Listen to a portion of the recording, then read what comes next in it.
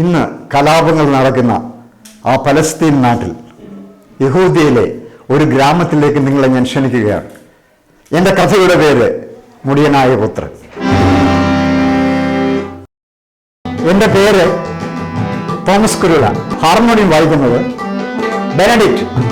അദ്ദേഹം സംഗീത കോളേജിൽ നിന്ന് വന്നാണ്. തബല വായിക്കുന്നത് മിസ്റ്റർ സിംസൺ. അദ്ദേഹം എന്നോട് സ്ഥിരമായി തബല വായിക്കുന്നു. ഇത് യേശുക്രിസ്തുവിന്റെ ഒരു ഭൂമിയിലെടുത്ത കഥയാണിത്. യേശുക്രിസ്തുവിന്റെ കാലത്ത് സൂര്യൻ അസ്തമിക്കാത്ത റോമാ സാമ്രാജ്യത്തിലെ ഒരു പ്രവിശ്യയിലുള്ള ചെറിയ ഗ്രാമത്തിൽ നടന്ന കഥയാണിത്. ആ ചെറു ഗ്രാമത്തിൽ ഒരു ധനികനായ അച്ഛനും രണ്ട് പുത്രന്മാരും വളരെ സുഖത്തോടും സന്തോഷത്തോടും കൂടി കഴിഞ്ഞു വന്നു. യഹൂദ്യ നാട്ടിലെ ഒരു കൊച്ചു ഗ്രാമം, പച്ചപ്പട്ടുടുത്ത ഗ്രാമം. യഹൂദ്യ നാട്ടിലെ ഒരു കൊച്ചു ഗ്രാമം, പച്ചപ്പട്ടുടുത്ത ഗ്രാമം.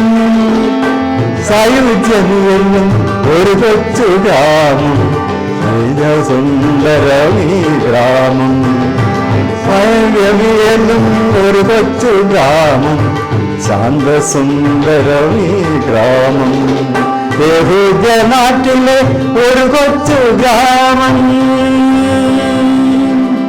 അവരുടെ ഇപ്പോഴത്തെ അവസ്ഥ, ഒരു ബുദ്ധിമുട്ടുമില്ല,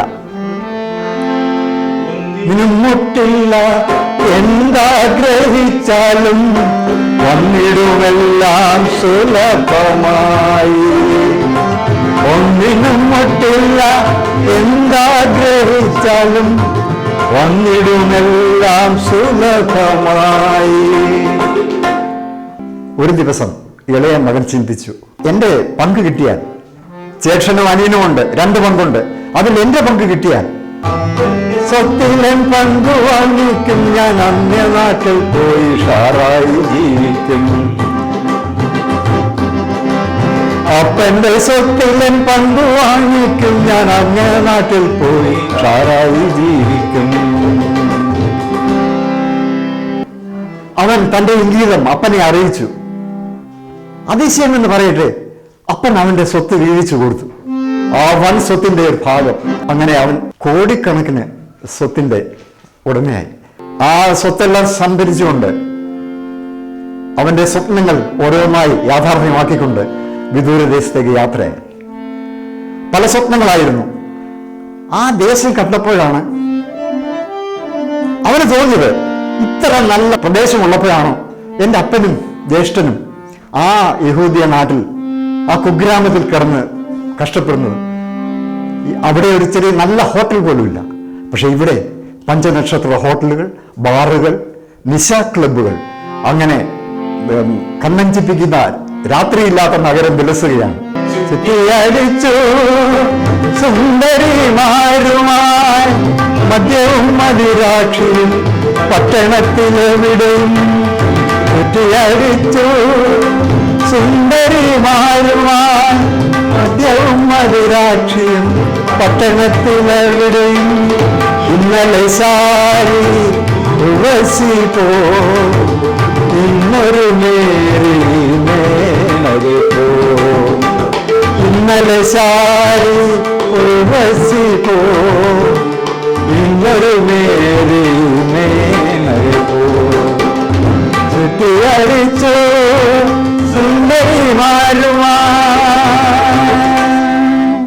ആദ്യത്തെ ദിവസം അവനെ ശാരി എന്ന സുന്ദരി നഗരമെല്ലാം കൊണ്ട് കാണിച്ചു. അവൻ വിചാരിച്ചു ഇത് തന്നെ കാണപ്പെട്ട സ്വർഗം.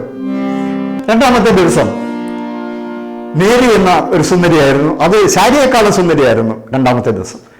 അവരും ആ നഗരമൊക്കെ കൊണ്ട് കാണിച്ചു. പകലും രാത്രിയും കണ്ടിട്ടും ഈ നഗരത്തിന്റെ ഒരു അംശം പോലും കണ്ടിട്ടില്ലെന്നാണ് സുന്ദരിമാർ പറഞ്ഞത്. ദിവസങ്ങൾ കടന്നുപോയി. കണക്കില്ലാത്ത പണം ഉണ്ടായിരുന്നതുകൊണ്ട് പലരും, അവന് കൂട്ടുകാർ ഇഷ്ടം പോലെ ഉണ്ടായിരുന്നു. കൂടെ ഡാൻസ് ചെയ്യാനും പാട്ട് ചെയ്യാനും പണം ചെലവഴിക്കാനും ഇഷ്ടം പോലെ കൂട്ടുകാർ. അങ്ങനെ ദിവസങ്ങൾ കഴിഞ്ഞു. പണം ചോർന്നത് ആദ്യം മനസ്സിലായില്ല. ആദ്യം വില കൂടിയ മദ്യത്തിന് പണം തികയാതെ വന്നു. കുറെ കഴിഞ്ഞപ്പോൾ ഭക്ഷണത്തിന് തന്നെ പണം തികയാതെ വന്നു. വലിയ വീട്ടിൽ അവന്റെ ജോലിക്കാർ പോലും ഭക്ഷണം കഴിച്ച് ശേഷിപ്പിക്കുന്നതാണ് ഓർത്തു. അവന്റെ ആ സമൃദ്ധി, എൻ്റെ വീട്ടിൽ, ഞാനൊരു മുതലാളിയുടെ വീട്ടിൽ ജനിച്ചതാണ് ധനവാന്റെ. അവിടെ നമ്മുടെ ജോലിക്കാർ പോലും ഭക്ഷണം കഴിച്ച് ശേഷിപ്പിക്കുന്നു. പക്ഷെ ഇവിടെ ഞാൻ പട്ടിണി കൊണ്ട് വലയുന്നു. ഹോട്ടൽ മാനേജറുടെ വാണിംഗ് കിട്ടിയപ്പോൾ ഒരാഴ്ചത്തേക്കുള്ള പണമേ ഉള്ളൂ, ഇനിയും വീണ്ടും പണം അടച്ചില്ലെങ്കിൽ നിനക്ക് ഇവിടെ മാറേണ്ടി വരും, എനിക്കൊരു ജോലി തരപ്പെടുത്തുമോ മാനേജർ?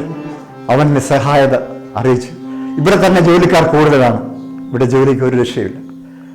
അങ്ങനെ ജോലിയില്ലാതെ വലഞ്ഞു അവൻ, ജോലികൾ തേടിയലഞ്ഞു. ജോലിയില്ലാതെ വലഞ്ഞു അവൻ, ജോലികൾ തേടിയലഞ്ഞു. നഗരത്തിൽ ക്ഷാമം രൂക്ഷം, ആളുകളാകെ വലഞ്ഞു. പട്ടിണിയിലാകെ തകർന്നു അവൻ, അപ്പനെ ഓർത്തുകരഞ്ഞു. അപ്പനെ ഓർത്തുകരഞ്ഞു. അങ്ങനെ ദിവസങ്ങൾ കഴിഞ്ഞപ്പോൾ അവന് ജോലി അന്വേഷിച്ചു. പലരും ചോദിച്ചു, നിനക്ക് എന്ത് ജോലി അറിയാം? സത്യം, അവൻ അവനോട് തന്നെ ചോദിച്ചു, നിനക്ക് എന്ത് ജോലി അറിയാം? മുതലാളിയുടെ മോന. അവൻ ഞങ്ങളുടെ തന്നെ ഫാമില് ജോലിക്കാരോട് ഇങ്ങനെ ജോലിക്കാർ ജോലി ചെയ്യുന്ന കണ്ടിട്ടുണ്ട്, അല്ലാതെ അവൻ ഒരു ജോലി അറിഞ്ഞുകൂടാ, ജോലി ചെയ്തിട്ടില്ല. അവസാനം അന്വേഷണത്തിൽ അവനൊരു ജോലി കിട്ടി. എന്തെങ്കിലും ഒരു ജോലി ആയിരുന്നു വിഷയം. പക്ഷെ ഒരു ജോലി കിട്ടി, പന്നികളെ മേയ്ക്കുന്ന ജോലി. അവൻ ആ തുരുമ്പിൽ കയറി പിടിച്ചു. അതില്ലെങ്കിൽ പട്ടിണിയാണ്. ആദ്യം പന്നികൾക്ക് കൊടുക്കുന്ന പയർ, ആ വളവര എന്ന പയർ അടിച്ചു മാറ്റി അവൻ വിശപ്പടക്കി. അത് മുതലാളി അറിഞ്ഞപ്പോൾ അതും കിട്ടാതെ വന്നു. അങ്ങനെ അതിനടുത്തൊരു തോടുണ്ട്, പന്നികൾ വെള്ളം കുടിക്കുന്ന തോട്ടിൽ നിന്ന് അവൻ കുറേശ്ശെ വെള്ളം കുടിച്ചു. അപ്പോഴവൻ അവൻ്റെ വീടിൻ്റെ സമൃദ്ധിയെക്കുറിച്ച് ഓർത്തു. എൻ്റെ വീട്ടിൽ എന്ത് സമൃദ്ധിയായിരുന്നു, അവിടെ എന്ത് ഭക്ഷണം ബാക്കി ശേഷിപ്പിച്ചു വന്നിരുന്നു. എൻ്റെ അപ്പൻ്റെ വീടിനെ കുറിച്ചുള്ള ഓർമ്മ അവനെ വ്യാകുലപ്പെടുത്തി. ആരോട് ചോദിക്കാനാണ്? കൂട്ടുകാരെല്ലാം ഇവനെ കണ്ടാൽ തന്നെ ഹലോ പറഞ്ഞിരുന്ന കൂട്ടുകാർ പോലും ഇവനെ കാണുമ്പോൾ മുഖം തിരിച്ച് പോയി തുടങ്ങി.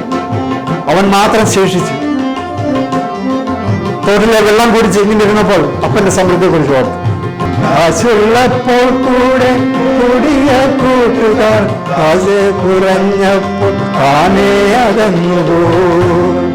അങ്ങനെ അവൻ ആദ്യം ലോകത്തെക്കുറിച്ച് പഠിച്ചു തുടങ്ങി. ഇങ്ങനെയാണ് കൂട്ടുകാർ, ഈ ലോകം ഇങ്ങനെയാണ്. പണമുള്ളപ്പോൾ അനേക കൂട്ടുകാർ കാണും, പണമില്ലാത്തപ്പോൾ ആരില്ല. അവൻ വിഷമിച്ചു. അങ്ങനെ ഇരുന്നപ്പോഴാണ് അവൻ പന്നിക്കുട്ടന്മാരെ നോക്കി. അവരൊന്നും അറിയാതെ, പാവങ്ങൾ, മനുഷ്യൻ അവരെ തിന്നാൻ വേണ്ടിയാണ്, ഇറച്ചിക്ക് വേണ്ടിയാണ് ഇങ്ങനെ വളർത്തുന്നതെന്ന് അതുങ്ങൾ അറിയുന്നില്ല.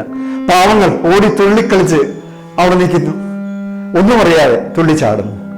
അവൻ അവയെ നോക്കി, അവയെയും അവന്റെ ആ കാശുള്ള കൂടിയ കൂട്ടുകാരെയും അവൻ താരതമ്യപ്പെടുത്തി.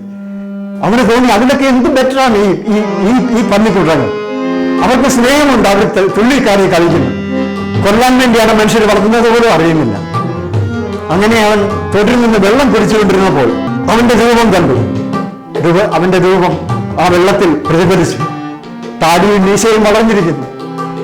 അവന്റെ ഡ്രസ്സെല്ലാം മുഷിഞ്ഞ് വളരെ വല്ലാതിരിക്കുന്നു. അവൻ ക്ഷീണമെല്ലാം മറന്ന് കുറച്ചുകൂടി വെള്ളം കുടിച്ചിട്ട് അവിടുന്ന് എഴുന്നേക്കാൻ ശ്രമിച്ചു. അപ്പോൾ വേറൊരു സുന്ദര മുഖം അതിൽ പ്രതിഫലിച്ചു. തന്റെ പുറയിൽ ആരോ നിൽക്കുന്നു. അവൻ തിരിഞ്ഞു നോക്കി, മേലി. അവനാകെ അവരുടെ മുഖത്ത് പോലും നോക്കാൻ കഴിഞ്ഞില്ല. അവൻ കൊച്ചു മുതലാളിയായിട്ട് വന്നപ്പോൾ, കോടീശ്വരനായിട്ട് വന്നപ്പോൾ അവൾ നഗരമൊക്കെ കൊണ്ട് കാണിച്ചതാണ് ആ മേരി എന്ന സുന്ദരക്കുട്ടി. അവൻ അവളെ നോക്കി നിന്നപ്പോൾ ലജ്ജ തോന്നി അവളുടെ മുഖത്തേക്ക് നോക്കാൻ. അവൾ ഭക്ഷണവുമായി വന്നിരിക്കുകയാണ്. അവന്റെ കണ്ണ് നിറഞ്ഞു. അവരുടെ കണ്ണ് നിറയുന്നുണ്ട്, ഞാൻ ഭക്ഷണം കൊണ്ടുവന്നിട്ടുണ്ട്. അവനത് യാന്ത്രികമായി വാങ്ങി അവൾക്ക് നന്ദി പറഞ്ഞു. മേരി, എന്നെ എല്ലാവരും കൈപിടിഞ്ഞു. എന്റെ മറ്റുള്ള കൂട്ടുകാരെല്ലാം എന്നെ പിടിഞ്ഞു, ഞാൻ മാത്രം. നീ എങ്കിലും ഈ ഭക്ഷണം എനിക്ക് വേണ്ടി കൊണ്ടുപോകുന്നല്ലോ. അപ്പോൾ മേരി പറഞ്ഞു, ഞാൻ താങ്കളെ കുറിച്ച് കേട്ടിട്ട് ഈ അവസ്ഥ അറിഞ്ഞിട്ട് ഞാൻ വന്നതാണ്, അതുകൊണ്ടാണ് ഞാൻ ഭക്ഷണം വാങ്ങി വന്നത്.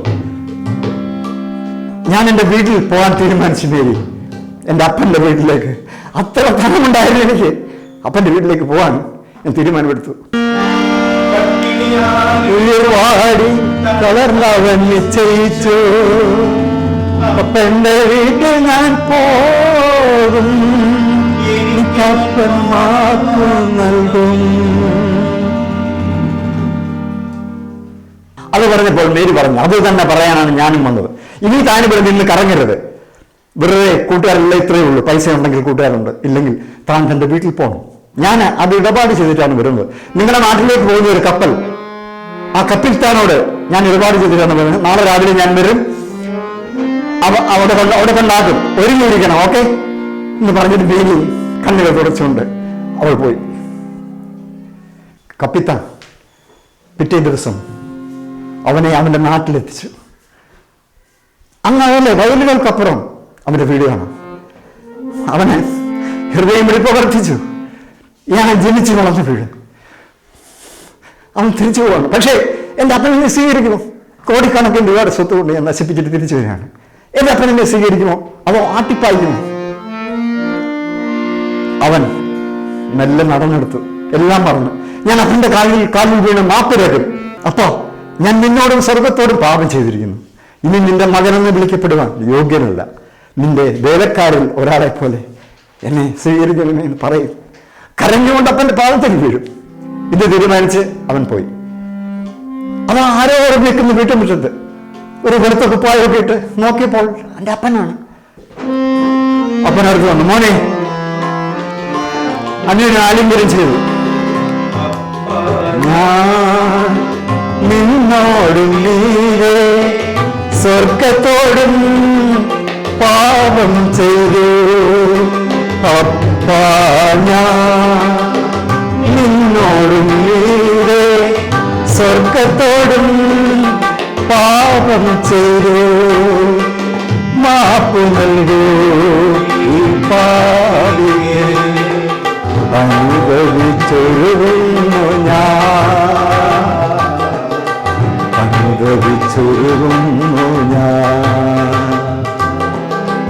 മാപ്പ് നൽകൂ, പാപിക്ക് അനുഭവിച്ചൊരുങ്ങുന്നു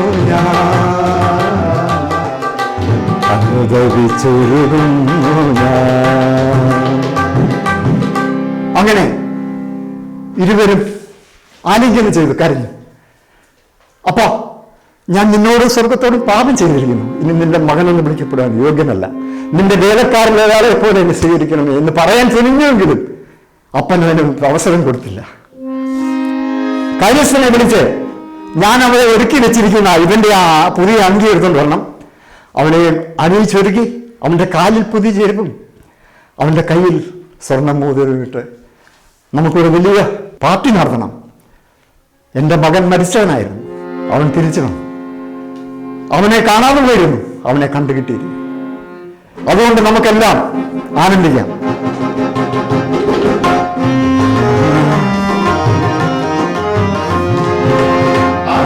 ചാത്തിടവേ മരിച്ചവൻ മകൻ തിരിച്ചല്ലോ, കാണാതെ പോയവൻ തിരിച്ചു വന്നല്ലോ.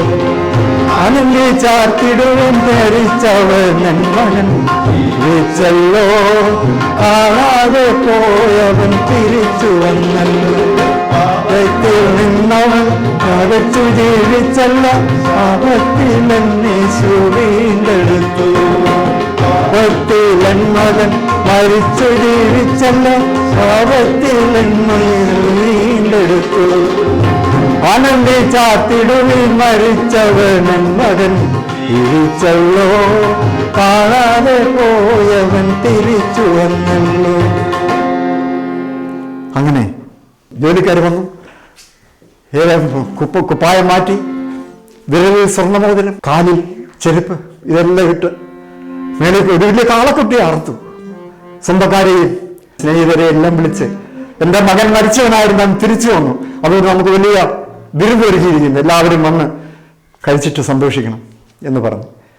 അത് വിരുന്നും പാട്ടുകളുമൊക്കെ തകൃതിയായി നടന്നുകൊണ്ടിരിക്കുമ്പോൾ ഫാമിൽ ജോലി ചെയ്തിരുന്ന അവന്റെ മൂത്ത മകൻ എത്തി. മൂത്ത മകൻ വീട്ടിൽ കയറാതെ മടിച്ചു നിന്നു. ജോലിക്കാരെ വിളിച്ച് ചോദിച്ചു, എന്താണ് ഇവിടെ വലിയ ബഹളം നടക്കുന്നത്? പറഞ്ഞു, അറിഞ്ഞില്ലേ, നിന്റെ ഇളയ മകൻ പുറപ്പെട്ടു പോയിരുന്നില്ലേ? അവൻ തിരിച്ചു വന്നു. അപ്പൻ അവനെ സ്വീകരിക്കുകയും ചെയ്തു. അതിനുവേണ്ടി അവൻ തിരിച്ചു വന്നതിന് വേണ്ടി വലിയ വിരുന്ന് നടക്കുകയാണ്. വരണം. അവന്റെ കോപം അവൻ അടക്കാൻ പറ്റില്ല. അവൻ അപ്പനോട് കോപിച്ചു. അപ്പൻ വീട്ടിൽ നിന്ന് ഇറങ്ങി വന്നു. മോനെ വാ, അകത്ത് വാ, നീയും കൂടെ പങ്കെടുക്കുന്നില്ല, അനിയൻ മരിച്ചവനായിരുന്നു. അവൻ തിരിച്ചു വന്നു. അതുകൊണ്ട് നാം എല്ലാവരും ബന്ധുക്കളോടും സ്നേഹിതരോടും ഒക്കെ ഒപ്പം ഈ വിരുന്ന് കഴിച്ച് സന്തോഷിക്കേണ്ടതല്ലേ? അവനെ സ്വീകരിക്കാം. അപ്പ ഞാൻ അപ്പന്റെ വാക്ക് എന്തെങ്കിലും അനുസരിക്കാതെ ഇരുന്നിട്ടുണ്ടോ? എന്നിട്ട് 365 ദിവസം അപ്പന്റെ ഫാമിൽ അപ്പന്റെ കൂടെ അനുസരണയുള്ള മകനായിട്ടല്ലേ ഞാൻ ജീവിക്കുന്നത്. പക്ഷെ ഈ ഇളയവൻ, മുടിയനായ പുത്രൻ, അവൻ കോടിക്കണക്കിനുള്ള സ്വത്ത് ദൂരദേശത്ത് കൊണ്ടുപോയി വേശ്യകളെടുത്ത് എല്ലാം അടിച്ച് തീർത്തിട്ട് തിരിച്ചു വന്നു. എന്നിട്ടും അപ്പൻ അവനെ സ്വീകരിച്ച് വലിയ പാർട്ടി നടന്നു. ഞാൻ കയറുന്നില്ല വീട്ടില്. മോനെ, ഈ സ്വത്ത് മുഴുവനും നിന്റെയല്ലേ? അവൻ മരിച്ചവനായിരുന്നു, അവൻ തിരിച്ചു വന്നു. ഈ സ്വത്ത് മുഴുവൻ നിന്റെയല്ലേ? നിന്റെ വീടല്ലേ? വാ, എന്റെ കാലശേഷം നീ അല്ലേ ഇവിടെ താമസിക്കുന്നത്? വാ, നമുക്ക് ഒരുമിച്ച് അകത്തേക്ക് പോകാം. ഇല്ല സഹൃദയരെ, ഞാൻ നിങ്ങൾക്ക് മുമ്പിൽ ഒരു ചോദ്യം. ഈ വന്ന ചേട്ടനാണോ മുടിയനായ പുത്രൻ, അതോ ഇളയവൻ? ധനിയനായ മനുഷ്യന് 2 മക്കളുണ്ടായിരുന്നു, ചേട്ടനും അനിയനും. ചേട്ടൻ അനുസരണ ഉള്ള മകനായിട്ട് അപ്പന്റെ കൂടെ തന്നെ അവസാനം നടന്നു. ഒരു പൈസയും നഷ്ടമാക്കിയിട്ടുള്ള പൈസ ഉണ്ടാക്കി കൊടുത്തിട്ടുള്ളൂ അപ്പന്. പക്ഷെ മറ്റവൻ 17 വയസ്സുള്ളപ്പോൾ, ചെറുപ്പമായിരുന്നപ്പോൾ, അവൻ കോടിക്കണക്കിനുള്ള അവന്റെ ഷെയറുമായിട്ട് ദൂരനാട്ടിലേക്ക് പോയി എല്ലാം അടിച്ചു തീർത്ത്. പക്ഷെ അവൻ മാനസാന്തരപ്പെട്ട് അവന്റെ പഴയ വഴികളെല്ലാം വിട്ട് അവൻ തിരിച്ചു വന്നു. അപ്പനോട് പറഞ്ഞ് അപ്പൻ സ്വീകരിക്കുകയും ചെയ്തു. 2 കൈ നീട്ടി അവനെ സ്വീകരിച്ചു. അവനാണോ മുടിയനായ പുത്രൻ, അതോ ജ്യേഷ്ഠനാണോ? ഇനി അപ്പൻ ആരാണെന്ന് ഞാൻ പറയാം. അപ്പൻ നമ്മുടെ സ്വർഗസ്ഥനായ പിതാവ്. ഈ ലോകത്തിലെ ഏത് നല്ല അപ്പനായാലും പറയും, എടാ കോടികൾ കളഞ്ഞിട്ട് നീ വന്നിരിക്കുകയാണ്, ഇറങ്ങുന്നില്ലേ, നീ ഒരു പാഠം പഠിച്ചിട്ട് ഇവിടെ വന്ന് പട്ടിണി കിടക്കാൻ പറയും. അങ്ങനെയുള്ള ഇതല്ല, ഇത് സ്വർഗസ്ഥനായ നമ്മുടെ പിതാവ്. ഈ ലോകത്തുള്ള നമ്മളെല്ലാം ചേട്ടന്മാരാണ്. നമുക്ക് കംപ്ലൈൻറ്റേ ഉള്ളൂ. അപ്പൻ ആ പാപിയെ സ്നേഹിക്കുന്നു, പക്ഷേ എന്നെ സ്നേഹിക്കുന്നില്ല. പക്ഷെ ആ പാപി ആയിരുന്നു, പക്ഷെ ഇന്നാം പാപിയല്ല. അവൻ തിരിച്ചു വന്നു, അപ്പനോട് ദയ യാചിച്ചു, ദയ ലഭിക്കുകയും ചെയ്തു. ഇതിനൊന്നേ ഉള്ളൂ പരിഹാരം, അനുതാപം. ചെയ്ത തെറ്റ് ഇനി ആവർത്തിക്കാതിരിക്കുക, അനുവദിക്കുക. അനുതാപത്തിൻ കണ്ണേ നുറുങ്ങി തകർന്നൊരു ഹൃദയം, അനുതാപത്തിൻ കണ്ണേ നുറുങ്ങി തകർന്നൊരു ഹൃദയം, ദൈവം നിരസിക്കലൊരു നാളും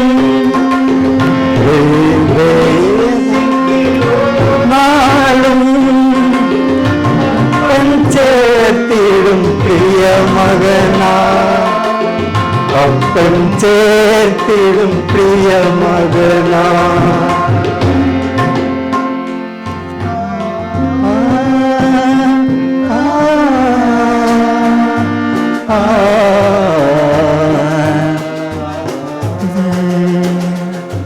മാന്യരെ, എന്റെ മുടിയനായ പുത്രൻ എന്ന കഥ ഇവിടെ പൂർണ്ണമാകുന്നു. നിങ്ങൾക്ക് ഏവർക്കും എൻ്റെ വിനീതമായ നമസ്കാരം.